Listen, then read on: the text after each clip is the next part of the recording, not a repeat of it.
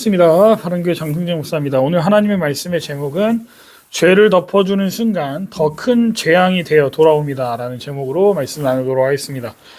다말을 성폭행한 암논이 이제는 그녀를 미워하게 되었다라고 15절은 시사합니다. 암논의 이러한 심리 상태에 대해 이 타키투스는 이렇게 표현한 바 있습니다. 자신이 해를 입힌 사람을 미워하는 것은 인간의 본성이다 라고 말입니다. 당연히 진정한 사랑을 바탕으로 하지 않은 성폭행이 기쁨과 애정으로 이어질 리는 만무하다는 것을 보여주는 것이죠.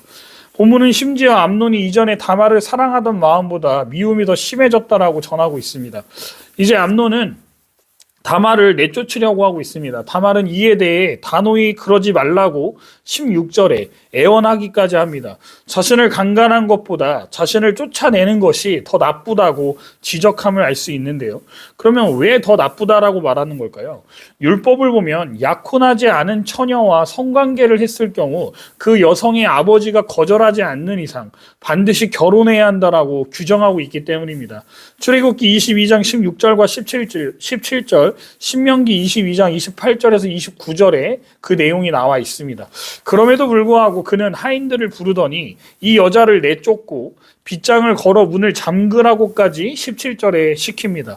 여기서 암논이 다말을 저 여자라고 부릅니다. 이 여자. 3인칭 여성 단수, 지시 대명사로 부르는 것을 보면 앞서 내 누이야라고 불렀던 모습과는 대조를 이름을 보여줍니다.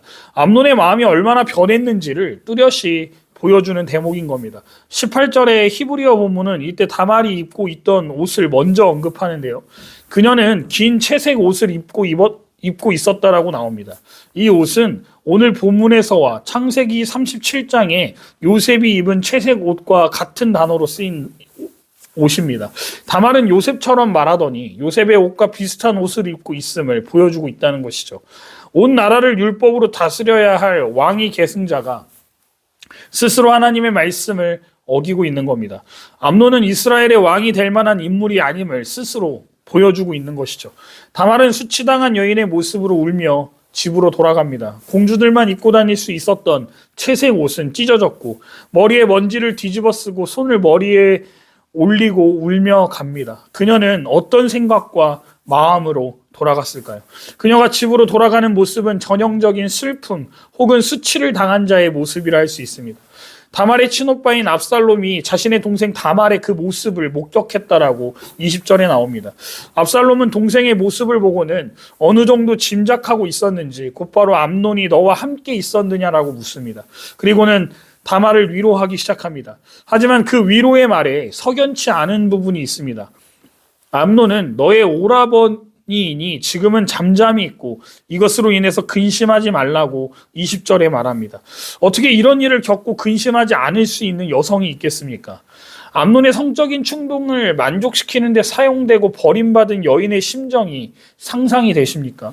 앞으로 그녀는 평생 다른 사람과 결혼도 못하고 이렇게 수치스러운 모습으로 살아야 합니다. 한 여인의 일생을 이렇게 쉽게 무의미하게 짓밟아도 되는 걸까요? 암논의 괴물 같은 모습은 그가 지명된 다윗의 후계자일지라도 결코 이스라엘의 왕이 되어서는 안 된다는 인상을 주고 있습니다. 만약 이런 자가 왕이 된다면 그 나라는 불보듯 뻔하지 않겠습니까?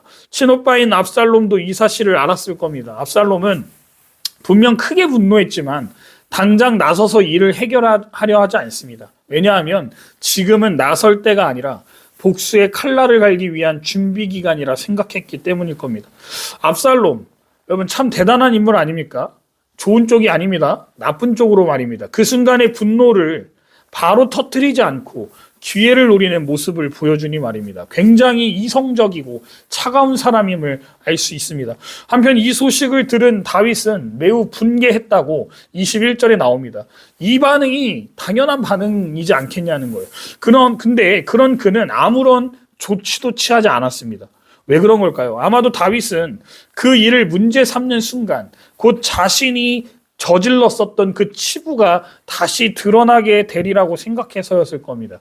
이때 다윗이 나서서 암논을 처벌했다면 압살롬이 암논을 살해하는 비극은 일어나지 않았을지도 모릅니다.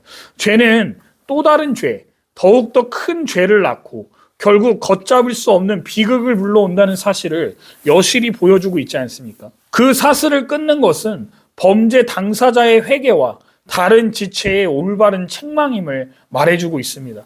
우리는 암논과 다말 사건을 통해 어떤 교훈을 얻을 수 있을까요? 평소에 경건하게 진실되게 살지 못하면 자식이 잘못한 일에 어떤 훈계도 징계도 내리기 애매한 상황이 벌어진다는 것을 발견하게 되는 것 같습니다. 그렇다고 암논과 다말을 결혼시키는 것도 좋은 일은 아니었을 겁니다.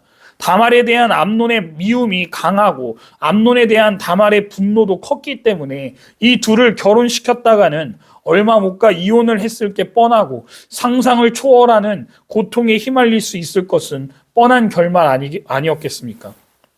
어쨌든 어떻든 간에 다윗은 분명하게 적극적인 징계를 취했어야 맞다는 겁니다.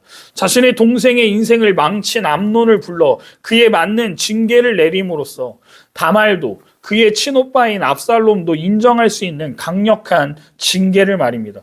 다윗은 암논의 아버지였기 때문에 잘못된 자식을 징계하는 것은 시간과 장소를 초월한 범우주적인 아버지의 책임이라 할 수 있습니다. 또한 그는 하나님의 말씀을 기준으로 모든 사람에게 공정하게 적용해야 할 왕이었습니다. 율법은 근친상간을 범한 자는 죽이라고 레위기 20장 11절과 12절, 14절과 17절에 이렇게 많이 나와 있습니다.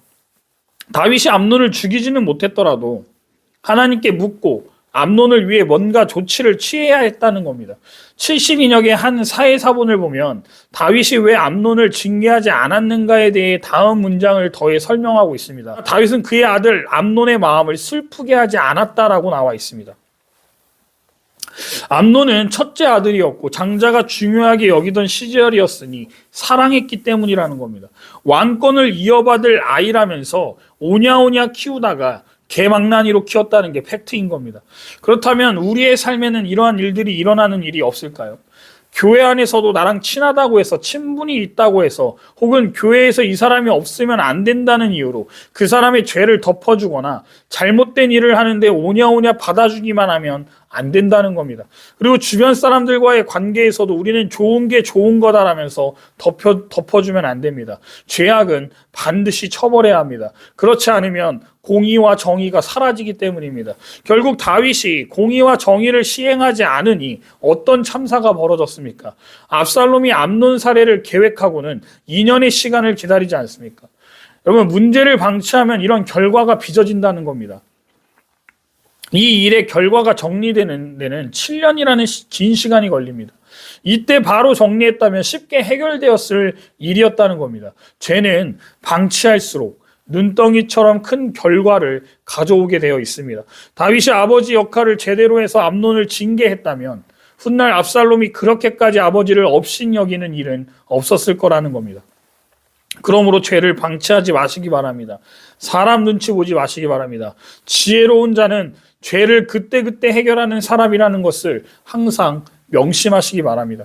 압살롬은 매우 절제되고 인내심 강한 보복자라 할 수 있습니다. 결국 다윗이 방관했던 암논의 죄는 눈덩이처럼 불어나서 다윗의 집안을 덮치고야 맙니다. 압살롬은 바알하솔이라는 곳에서 양털을 깎는 것을 자축하면서 모든 왕자와 다윗을 청합니다.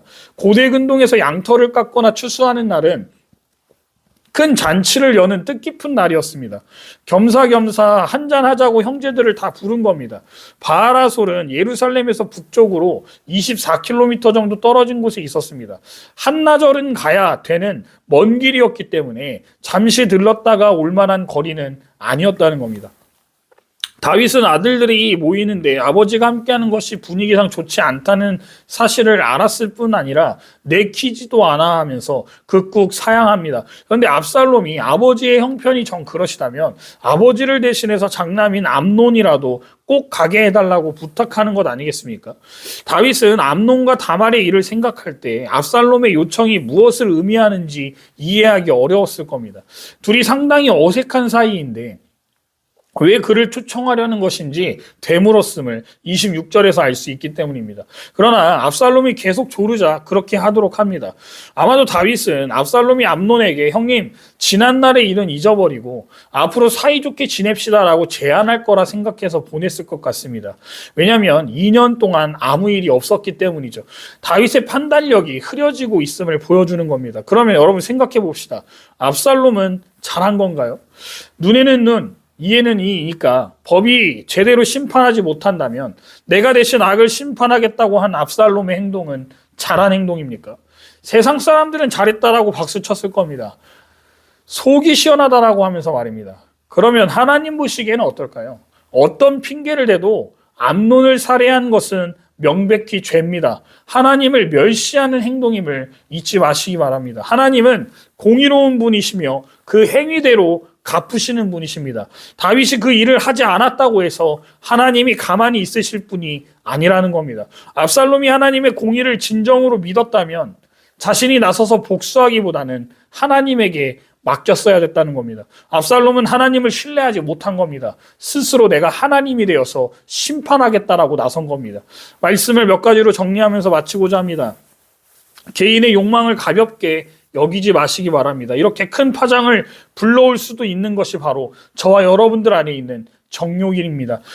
욕심은 죄를 낳고 죄는 사망을 낳는다는 야고보서 1장 15절의 말씀은 정확합니다. 정욕은 하나님을 두려워하지 않는 마음에서 무분별하게 자라나게 되어 있습니다. 암논이 하나님을 두려워했다면 결코 그런 일은 일어나지 않았을 거라는 겁니다.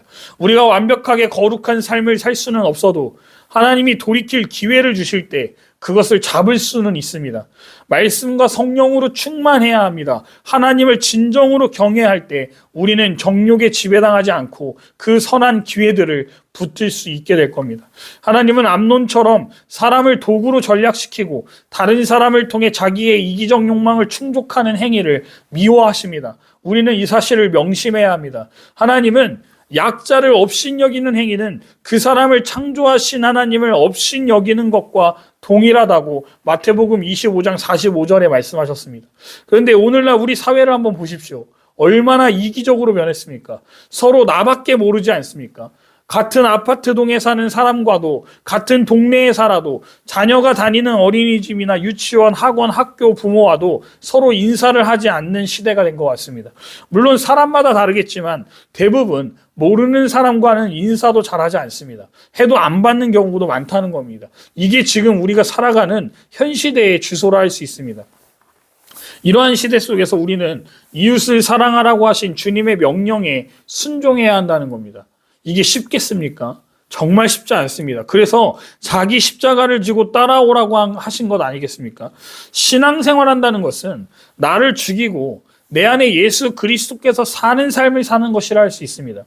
쉽게 말해 내 안에 본성을 죽이는 일이란 말입니다. 예수님은 한낱 피조물들이 자신을 미워하고 싫어하고 증오하고 멸시하는 자들을 어떻게 하셨습니까? 긍휼히 여기시고 사랑하시지 않았습니까?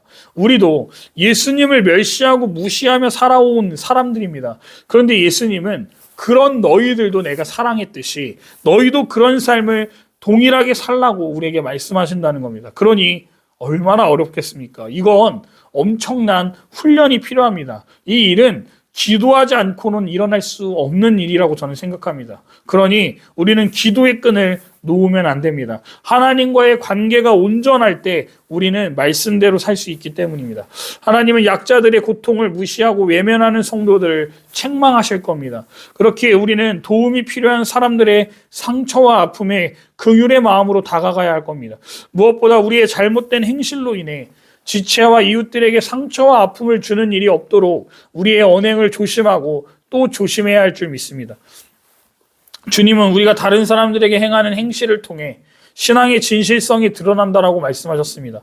우리의 이웃에게 사랑을 실천하는 일이 곧 하나님을 사랑하는 길이기 때문입니다. 그러므로 우리는 개인의 사리사욕을 채우기 위해 사람들을 수단으로 전락시키는 세상의 풍토 속에서 이웃의 눈물과 아픔을 씻어주는 진실한 이웃사랑을 실천하는 저와 여러분들 되셔서 다말과 같이 피해를 입는 사람이 생겨나지 않도록 힘쓰는 저와 여러분들 되시기를 주님의 이름으로 축원드립니다.